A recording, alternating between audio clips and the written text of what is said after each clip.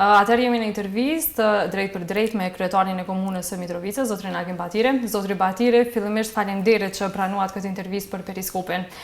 Intervistën po e nisim me një çështje mjaft të diskutueshme e kohëve të fundit, atë të datës e kur do të hapet ura e hibrid dhe organizimi që do t'i parapri për shënimin e asaj date. A mund fillimisht na tregoni, a e dini ju sakt datën se kur do të hapet ura e hibrid?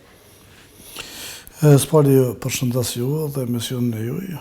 Me thënë vërtetën, datën nuk e di, për arsye se janë do figura shumë të larta se une për të përcaktuar datët. Jemi duke bërë përpjekje maksimale që sa më shpejt në ndodhë, por janë do gjëra që nuk mundëm, edhe pse kemi dëshirën dhe vullnetin, nuk mundëm i quë procesin përpara deri në atë të thamë datën. Po ju thamë se shumë shpejt të ndodhë kjo. Çka po e pengon hapjen e urës të hibrid? Ne kishëm në takim bashkë me Rakicin të Apostollova në zyrën e saj, dhe pas rivitalizimit të urës, që lokën e programume, thamë, në shtatuar mu hapë, e nuk ndodhë, në bëna një kërkes të Apostollova, pse nuk po ndodhë kjo, pastaj mas takimit që kishëm, gjatë takimit vërtet, patëm dy kundërshtimet të fuqishme, e imja ishte për të hapur urën me në rani, për arsye se nuk ekziston asnjë pengesë më për të hapur urën, për arsye se qetësia absolute e qytetarëve është krijuar ato kushte, dhe qytetarët dhe sërbë dhe shqiptarët e kërkojnë këtë pjesë të hapjes së urës me mënyrë ceremoniale. Por Rakici çdo herë gjan gjërat të cilat janë të pa realizueshme, pa asnjë bazë, dhe e dëshiron që të preket mas pari kufiri administrativ e dy komunave, dhe ne ato kemi diskutuar edhe në Bruxelles, edhe në Prishtinë, dhe jemi zbashku me Bashkinë Ndërkombëtare, i kemi qitë pikat ku duhet vendosur sipas planit atisarit, dhe ai dëshiron përsëri të iniciojnë gjërat të tilla, të cilat e dëshiron të merr një fshat si sot quhet Suadall, të shtën në pjesën e Veriut, që unë nuk më bëni të tillë, për arsye se plani atisarit është i paprekshëm, dhe ndrrimi i procesit apo kufeve administrativ që përcaktuar me planin atisarit duhet me shku në kuvendin komunal, i pas 2 tretat, pastaj në kuvendin e Republikës Kosovës, që edhe aty duhet i pas 2 tretat, po 2 tretat e pakicave, për të ndërruar një plan apo një metër të atij plani. A ka pasur vërejtje nga ndërkombëtarët për Rakicin për këto pretendime territoriale të tij për Mitrovicën, për një pjesë Mitrovicës? Thash kena pas biseda prej 2014-ës, dhe unë jemi përcaktuar dhe i vendosur që të mbaj çdo plan tokës mbi planin atisari. Aty nuk kam shumë pas, nuk do të shoj pa, po edhe me dashur unë nuk më ndodh. Kështu që janë organet të qeverisë Kosovës, Parlamenti Kosovës, që me propozimin e kuvendit komunal mund të merr një vendim, por atë përkraje nuk do të ketë. Për arsye se nuk mundëm ne një komunë të bëjmë etnikisht pastër. Në atë fshat, për shembull, ka edhe serbë dhe shqiptarë, dhe shumica janë shqiptarë, dhe asnjë nuk pranon për shembull për pjesën e Veriut. Kështu që ne jemi zotuar që çdo qytetar i Republikës Kosovës, pavarësisht të nacionalitetit të kanë, që të kujdesemi për ta dhe të ka të drejtat të barabarta si gjithë të tjerët. Investimet që i kanë bërë atë fshat të ndena janë zhbukur të mëdha për nivelin e buxhetit të Mitrovicës, dhe nuk janë asnjëherë të diskriminuar, po janë të privilegjuar. Dhe unë po mendoj se kanë bërë një punë të mirë në atë drejtim, dhe kjo nuk do ndodhë. Memorandumi që është përgatitur nga Rakici, unë dhe ndërkombëtarët, bashkë edhe me Ministrinë e Ambientit, që kanë delegacioni i cili ka qenë në Bruxelles, Rakici nuk për nënshkruan, edhe unë jam të prit një gjë të tillë. Dhe tajt me pikën 5 të marrëveshjes së Brukselit, është edhe ajo pikë që duhet moralizuar. Por nuk do të thotë, ajo pikë asnjëherë nuk e precizon se duhet më jap sa dolli. Po duhet të gjoni mirë kuptimin e marrëveshjes të cilën ju do të arrini. Në marrëveshja që ju arrit bashkë me ndërkombëtarët, është ajo që është sot në tavolinën e Rakicit për të e realizuar ato dhe për të nënshkruar dhe pastaj të hapet ura. Krejt kjo, mundet me shty për një kohë ma gjatë hapjen e urës, pasi veç se është para parë që të hapet muaj më parë, se ndikon gjithë këj kundërshtim, se ndikon pastaj të hapja e urës edhe çka ndodh nëse ajo urë nuk hapet edhe për një kohë ma gjatë? Unë po mendoj se kjo është një proces politik taktik i serbëve, sepse serbët e kanë bërë simbol të daljes urën, dhe ju ka premtuar qytetarët se tu do të jetë kufini serbo-shqiptar. Ata e kanë pak problem për të ndryshuar atë projekt, por duhet të kuptuar gjithë qytetarët e Republikës Kosovës deri në kufit shtetëror të Republikës Kosovës se kjo pjesë i takon Kosovës. Dhe është i kosovarëve, është shtet multietnik i shtetit të Republikës Kosovës dhe me këta kufi në kanë njoft 115 vendet botës. Shtu që sërbet duhet me kuptu këta, që i bojnë pjesë, veprojnë me ligjet e Republikës Kosovës dhe jetojnë në shtetin e Republikës Kosovës, që është shtet edhe i tyre, dhe nuk i mungohet asnjë të drejtë atyre, as nuk u zon me ju munguar, por janë të privilegjuar dhe si të tillë duhet me kuptua se ndarja e Kosovës nuk ka ura hibrit është që i lidh dy qytetet, fatkeqësisht të ndara, por unë dëshiroj të bëj punën më të mirën që qytetarët e Mitrovicës të jenë qytetarë evropian, qytetarë të mirë kuptimit, qytetarë të bashkuar, pavarësisht të nacionalitet, dhe të jenë qytetarë të një qyteti. Ka shumë qytete nëpër Evropë edhe në botë që menaxhohen me disa komuna, me disa kryetarë, po është një qytet. Kështu që unë dëshiroj që qytetarët e Mitrovicës të dinë se janë qytetarë të Mitrovicës dhe të kanë qytetin e përbashkët. Kjo është duke hecur përpara, këtë kom punuar shumë, mbi 60% të gjithë aktivitetit tim, sepse e kom pas jashtëzakonisht situatën keq, ta jetosh këtë si është ndryshe, dhe po shpresojmë se do të hecemi përpara në këtë drejtim, se vetmja rrugë për të mos njoh nacionalitete, për mos të njoh kufej, është rruga evropiane. Zotri Batiri, kur flasim për hapje të urës, në media bëri buje dhe lajme se si do të hapet ura, konkretisht u përmend që do të hapet me një koncert të një këngëtarie me famë botërore, që më vonë u tha se hapjen e urës do ta bëj në një koncert këngëtarja Shakira. Pastaj u përmend edhe Madonna, cila është e vërteta e krejt atij organizimi që pritet të bëhet për hapjen e urës hibrit? Është si ide që me një manifestim të përbashkët të jetë hapja me ceremoni më të mirë të mundshme, kush e bën më mirë se një yll botëror, e cile ne kemi menduar që të jetë një yll shumë i veçantë, dhe kemi bërë kërkesë Shakirës. A keni marrë përgjigje ende? Zyrtarisht janë negociata duke zhvilluar, por janë negociata duke zhvilluar edhe në pjesën e tonë që na takon, për arsye se na duhet me ditë se duhet me pas siguri për to, sepse atë ju e dini që ardha e saj na do t'i mbledh me qindra mijë vetë, edhe një siguri duhet me jap policia e Kosovës, policia Olekshit, KFOR-i, i cili për çështje të sigurisë. A ka pas bisedime për këtë siguri? Jena duke biseduar, thash me gjithë faktorët dhe po shpresojmë se do t'ja dalemi. Po është madhështore aja, e cila ne nuk dëshirojmë që me dhunte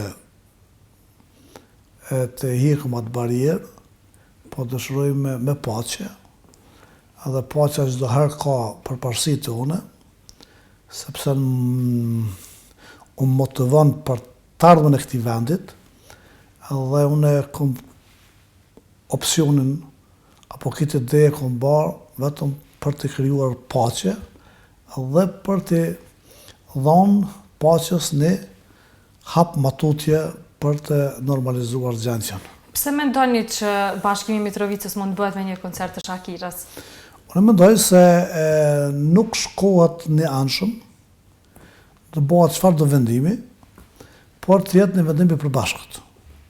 Dhe vendimi i përbashkët është kur vjen një yll, i cili shohin gjithë të rinjët o të rejat, por dhe pleqët dhe plaka dëshirojnë të shohin aty o aty, dhe apeli i saj është jashtëzakonisht i fuqishëm të rinjët, për të quar një proces përpara, sepse mas murit të Berlinit është ura e Ibrit, e cila është ndarë që 20 vite, nuk janë pak 20 vite qytetarët e Mitrovicës të jenë refugjat në qytetin e vetë.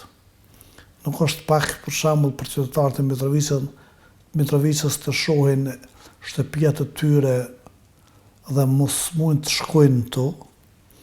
Nuk është pak qytetarët e Mitrovicës të jetojnë me qira, duke i pas shtëpiat pjesën e veriut, disa shtëpia të kalër dhe pa mundësi të bëjnë renovimin e tyre, dhe kjo është shumë e rëndë për qytetarët e Mitrovicës, dikush se beson këta, po unë e besoj, për arsye se jam duke jetuar në ato lumbi dhe unë e di shumë mirë situatën, dhe krijimi i kushteve normale për të pas një paqe të përbashkët serbët, shqiptarët, po të tjerët, krijojnë një mundësi që qytetarët të njihen të sigurt në çdo vend ku jetojnë në Republikën e Kosovës. Pas Zotri Batiri, por a friksoheni se një koncert i Shakirës do të mund të ishte vetëm një shpenzim kot për atë ditë dhe pastaj të nesërmen të harrohet e gjithë ajo, a i friksoheni kësaj? Unë mendoj se ne jemi duke lëvizur përpara, duke afruar, jo duke larguar, jemi duke ecur përpara, thashë kom gjetur me 9876 incidente internacionale, dhe sot i kemi vetëm 7 incidente që 5 vite, kjo do më thonë shumë, krimi në Mitrovicë ora 55.7%, është zbuluar krimi 72.7%, dhe tash jemi qyteti më i qetë dhe më stabil në këtë Kosovën. Dhe ne nuk flasëm i katë. Ne shkojmë me punë, pa lodhshme, asnjëherë duke mos pushuar, për të quar proceset përpara. Dhe nuk do të thotë që sot bëhet një koncert edhe nesër harrohet, jo. Vjen koha kur koncerti madh dhe stabilizohet situata dhe dy kryetarët do të jenë pjesëmarrësh në atë koncert. Që do të thotë bashkimi i qytetarëve do ndodh. Por edhe dy kryetarëve për të mirën e qytetarëve, për projekte të përbashkëta do ndodh. Ose dhe nesër. Gjithë këto kundërshti që ju thëni që i prezanton Rakiqi gjatë takimeve, a mendoni se mund të arrijet ajo që ai të jetë bashkë me juve në një koncert të tillë? Kjo duhet më ndodh. Kjo duhet më ndodh. Për arsye se është e pa logjikshme, e pa pranueshme, edhe jo demokratike të vazhdohet me një proces anti-shqiptar apo anti-serb.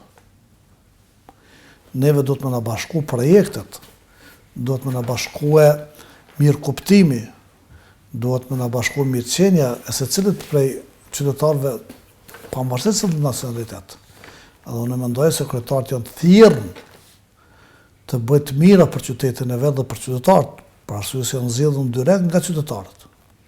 Edhe unë jam duke luajtur një rol pozitiv në këtë drejtim për të pasur një qytet të qetë, një qytet shnosh, një qytet zhvillimor, edhe aty ku nuk ka stabilitet, nuk ka siguri, nuk vinë investitorët. Edhe mas keq u merr pjesë e veriut, sepse janë disa grupe të caktuara të njerëzve, të cilët të destabilizojnë edhe situatën, po mas keq i kanë gjendjen sërbet në atë pjesë atje. Sa ta ju bëjmë presion, ne i shantazhojnë, edhe këtë ato, të cilët më kanë thonë disa herë. Dhe kjo shteti duhet me funksionue, që njerëzit që i bëjnë gjërat e tilla të marrin dënimin e merituar, pavarësisht se kush është ai. Qofsa dhe une, të marrë me dënimin, për arsye se dënimi e pret gabimin dhe gabimi duhet t'i kushton dikujna. Edhe unë po mendoj se gradual po shkojna në pjesën edhe të veriut për stabilitet, e mirëqenie për të gjithë, zhvillim ekonomik, po siguri të plotë. Zotri Batirin, një deklarat ndoshta ironike. Presidenti tha që ka qenë kur është pyetur për një koncert të mëndshëm të Shakirës për hapjen e asaj ure, ai ka thënë vetëm mos na sjell cecën ose le pa brenën. Si komentoni ju këtë deklaratë të presidentit?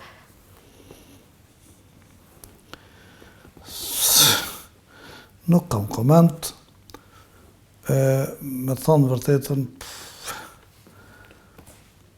nuk e di që ka dash më thonë atë punë, por duhet të thëmë edhe presidentit edhe gjithë të tjerëve që të këthejnë krymin nga Mitrovica, mos të rinë anash, po të bashkohen kryetarit, sepse unë e mendoj që ka një kryetar evropian, një kryetar të paqes, një kryetar të stabilitetit, dhe të bashkojnë forcat përbashkëta, edhe ndërkombëtarët që njëherë këtë emision të përfundojnë në mënyrë paqësor njerëzor. Është e mundur kjo? Ceca apo lapa brena, apo pjesa e shqiptare për kombëtarëve, unë mendoj se nuk është e pranueshme për qytetarët, për arsye se ne dëshirojmë të takojmë qytetarët me një yll bote, dhe unë mendoj që pjesën që unë e kom propozuar si ide, do t'jetë shumë me vëlletshme edhe me sigurt për të quar mesazhin e qartë të secili qytetar. Si do t'i përgjigjeshit kryeministrit Haradinaj, i cili kërkoi nga ju që t'jeni më të matur me këto deklaratat për hapjen e urës Tibrit, cilat ai cilësoi ndoshta si nxitse? Unë kisha thënë kryeministrit që nuk ka nevojë më mësu selam, sepse në kamera apo peslarku s'ka nevojë t'i qenë asnjë kryetari asnjë vrejtje, e ka të drejtën të mfton dhe të ulëm të bisedojmë për çështjet madhore, nuk është çështje vogël bashkimi i qytetit. Dhe unë jam çdo herë i gatshëm të bisedoj me to, por asnjëherë kryetari Batiri nuk do të del nga vija dhe vizioni i Bashkimit Evropian. Nuk jam njeri i dhunës, jam njeri i paqes, dhe unë e di jashtëzakonisht mirë procesin e pjesës e veriut shumë më mirë se kryeministri i vendit. Dhe thamë le të rriqet, edhe ai dhe po të tjerët, se Ergjon Batirin nuk do të provokon asnjëherë për të destabilizuar vendin dhe apo për të ndalur disa procese që janë madhore për Republikën e Kosovës. A ka pas iniciativë nga kryeministri për një takim të tillë? Por, asnjëherë nuk do të pushoj. Edhe në tavolina, kudo që jam, do të ngriti zërin e çështjes së Mitrovicës dhe qytetarëve të saj, në mënyrë më të fuqishme të mundshme, për arsye se Mitrovica që 20 vite u lën pa paskush. Dhe ngritja e çështjes për të zgjidhur problemin nuk do të thotë që kryetari Batiri po ngrit tensione. Sepse dol një pjesë e informimit që kryetari Batiri do të marshon në pjesën e veriut,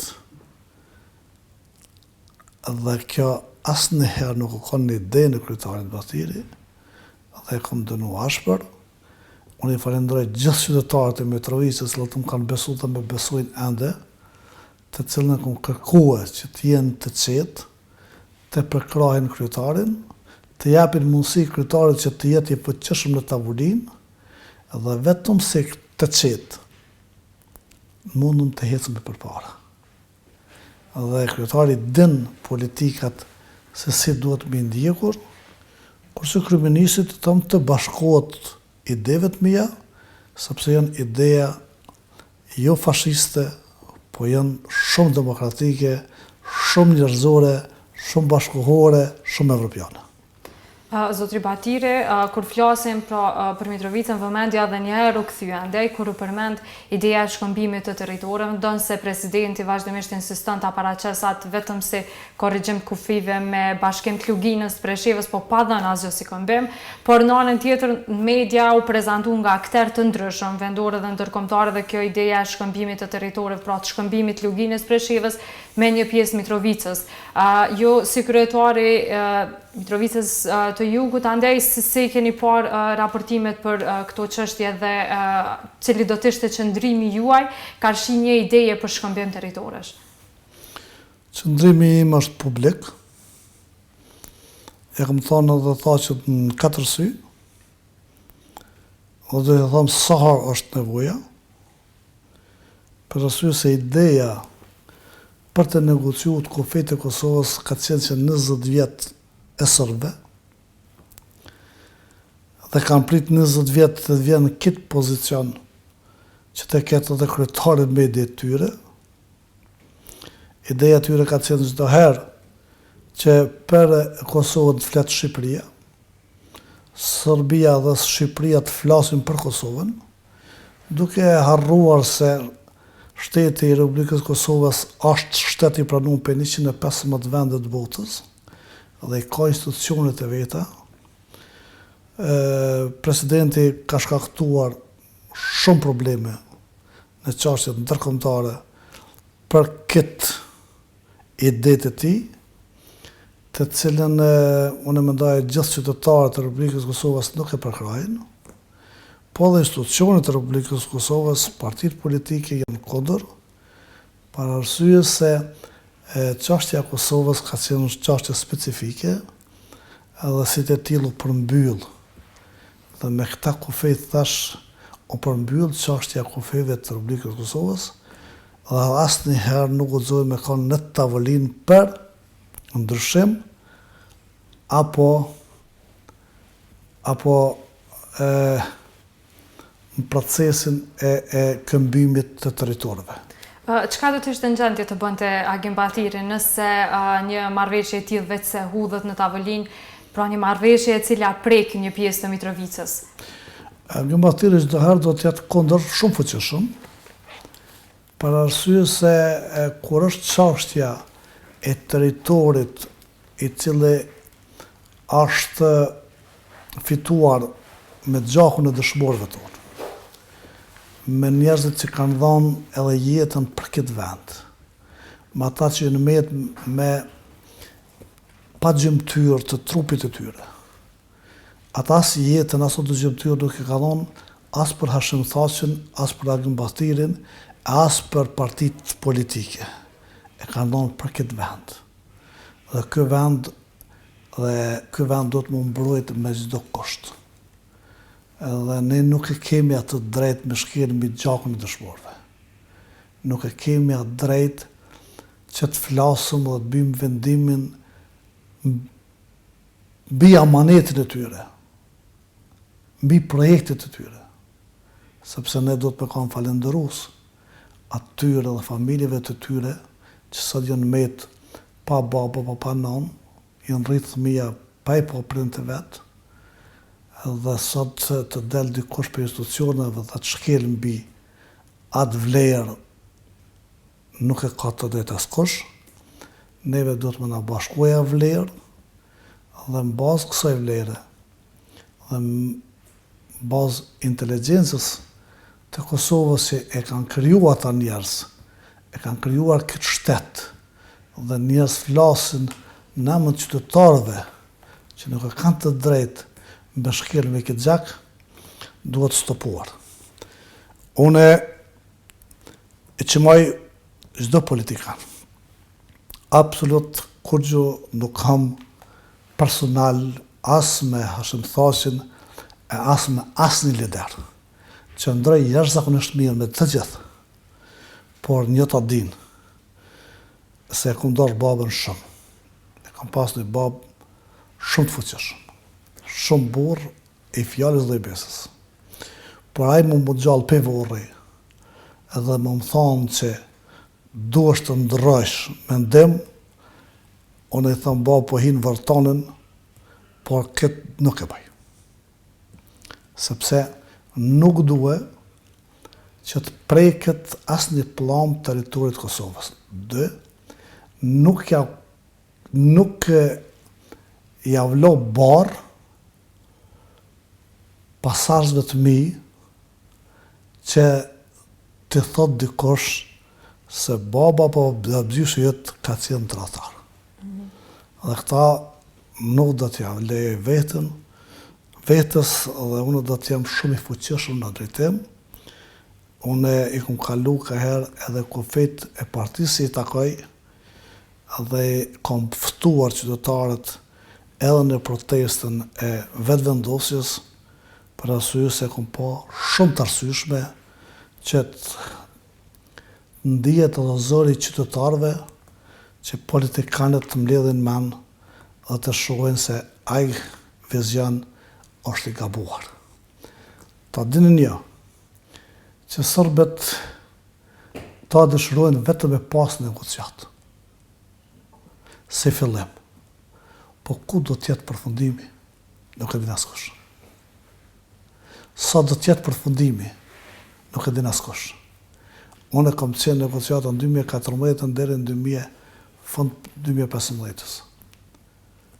Dhe e di fuqinë e sërbe që janë kompakt këtë shteti që kanë për atë delegacion, po e di edhe ndërkombëtarët se cilën pjesë e favorizojnë ata. Ne jemi shteti i ri, do ta dinë politikanët se me që kemi pas para 20 vite, sot disa janë penzion, disa kanë vdekur, dhe ne endes kemi mujtur të freskojmë politikanët dhe politikat tonën të politikanët e ri cilët janë evropianët o botëror. Tu do dinë se ata me që kemi pas të fuqishëm, ose nuk janë pushtet, ose kanë vdekur krejt, dhe ne tullim dhe të bisedojmë përsëri për kufejt, atëherë cili shtet ty do të njeh që ose të se nje shtetin tënë, edhe se nje kufejtu. Shto që kjo teori duhet me ra, dhe më po thomë që ka vdekur, është varrosur, dhe ne ftoj shumë vllazërisht. Zotin tha që të nalet me këtë proces, sepse e ka bërë gjithë politikën e mbranshme që dohat në pozicione, të cilat nuk i ka hije, Kosovës i ka hije që të vepron si i përbashkët, sepse kështu jemi të vogël, edhe të ndarë atëre qka. Sërbet çdo herë, edhe pse nuk i zbatojnë marrëveshjet, janë më të përgatitën para ndërkombëtarëve që të thonë ne flasëm në gjuhë. Dhe na me sa gjuhë po flasëm. Kështu që këtë kacafytje, këtë përçarje, e ka bazu të thaqë. Me qëllim apo me qëllim, le të jetë në ndërgjegjën e tina. Më një gjatë tila ka bo, dhe ka bo shumë dëmë Kosovës, dhe Kosovarëve.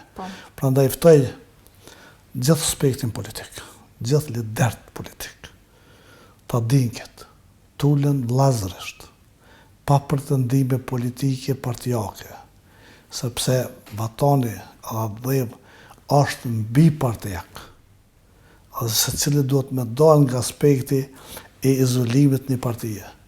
Po le dalë si kur burrat, në bëjnë një marrëveshje, në bëjnë një delegacion që i udhëheq, para prakrisht në bëhet një program apo një projekt se çka ne po dëshirojmë të kemë në ato bisedat, cilat pika që ka shumë për tyne që duhet negociuar me Serbinë, por jo prekja kufeve, jo pjesa e asesioneve të komunave me mundësi ekzekutimi.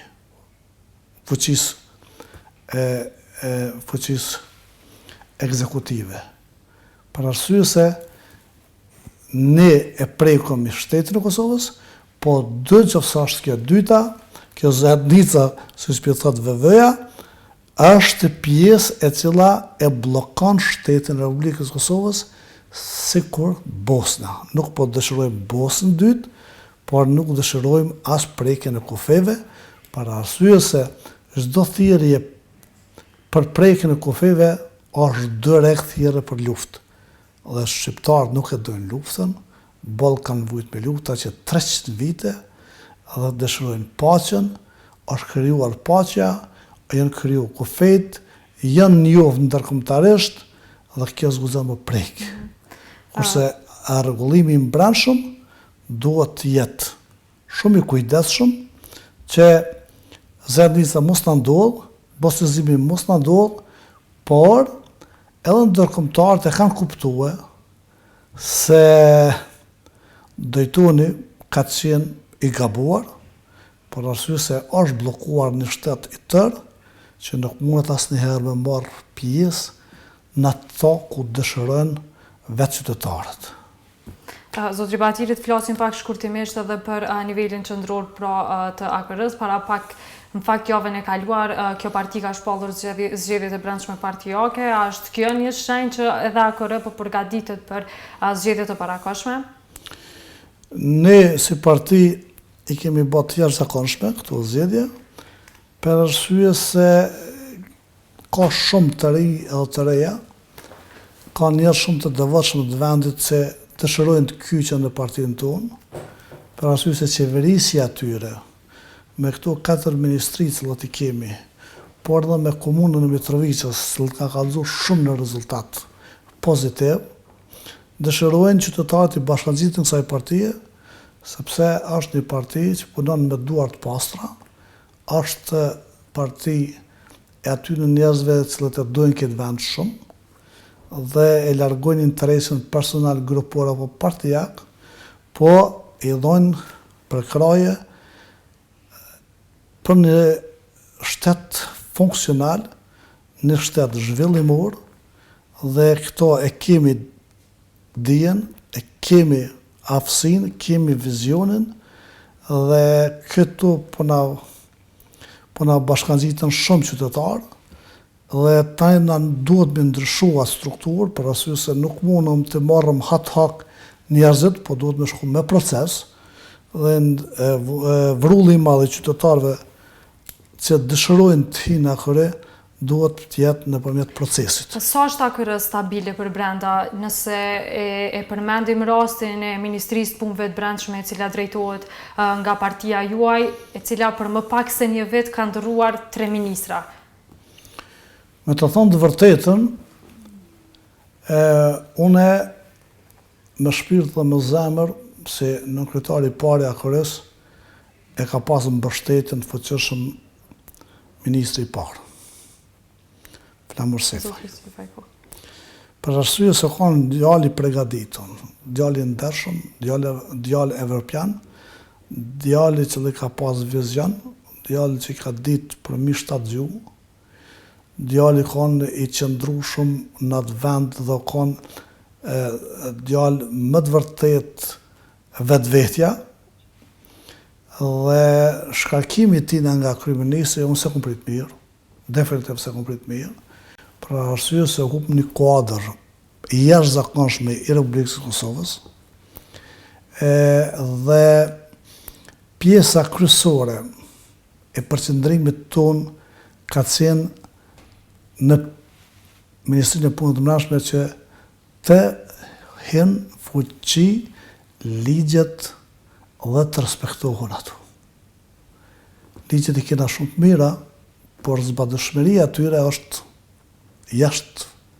jashtë funksionit. Emrimi i ministrit të fundit nga partia juaj është bërë me kërkesë të deputetit Labino Tahiri vetëm që ai të jetë nga qyteti i Ferizajt, siç ka thënë ai që ka qenë një nga kërkesat e tij që ta votoj madje qeverinë e Radinaj.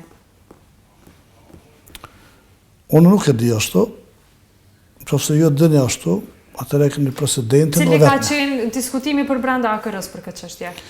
Kur është emëruar një ministër vetëm pse vjen nga ana e një deputeti. Nuk ka pas diskutimet e tilla dhe unë nuk duhet të japi sqarim për këtë, për arsye se nuk jem konaj që ka marrë vendime dhe këto mund me vetë zotin besat pasur. Zotri Batiri, si nën kryetari i partisë, a ngretni ju zërin në parti për këto çështje sepse zotri Tahiri në një farë forme ka bërë si lloj shantazhi, sepse disa herë ka paralajmëruar dhe largimin nga partia nëse nuk plotësohet kjo kërkesë e tij. Në partinë tonë, partia është liberale, që mundet kush dojnë me hi, por dhe me dalë, ne nuk pranojnë shantazhet kërkujna. Dhe unë mendoj që zoti Tahiri ka dhënë një kontribut veçantë për partinë, dhe është duke dhënë. Dhe sa ka qenë ai ndikimi i tij, thash nuk e di, nuk kem kanë këtu, jem kanë jashtë vendit. Dhe vendimet që ka marrë presidenti, ju mundi me vetë ato ju mua. Çfarë raporte keni ju personalisht me deputetin Labino Tahiri? Shkëlqyshme nuk kam asnjë problem, nuk e di që ndonjëherë kemi pas një problem pa një konflikt apo jo absolut. Unë e zotin Tahiri e kom njohur shumë përpara se që ka në parti, dhe unë mendoj se gjithçka është në rregull dhe nuk kemi, ne mundi me pas mendime ndryshme dhe mendimet e gjithë kujna duhet të më respektua. Po sa lëviz në drejtim të mendimit pa pas arsyetim, është ndryshe, se cilin njeri që i jep një mendim, do të pasë edhe arsyetim. Sa është ai fuqishëm në drejtim, mendimi është diçka tjetër. Unë mendoj se zoti Labinoti ka qenë djalë i mirë, është djalë i mirë dhe i vyn partisë, po edhe i vyn edhe partisë, pavarësisht se cilës parti ta kanë, i vyn Kosovës. Dhe unë nuk kam asnjë problem me to. Qofse dikush ka problem me mua, unë jam këtu. Krejt në fund, kur flasim për ministri që drejtohen nga AKR-ja, rastin e fundit e kemi pas edhe shkarkimin e ministrës Albina Reshitaj, edhe largimin e saj nga AKR-ja, pse ka ndodhur, pse u largu zonja Reshitaj? Zonja Reshitaj ka dhënë dorëheqje për shkake shëndetësore, ka pasur një ngarkesë jashtëzakonisht të madhe në atë ministri, jo dini që ajo ministri është shumë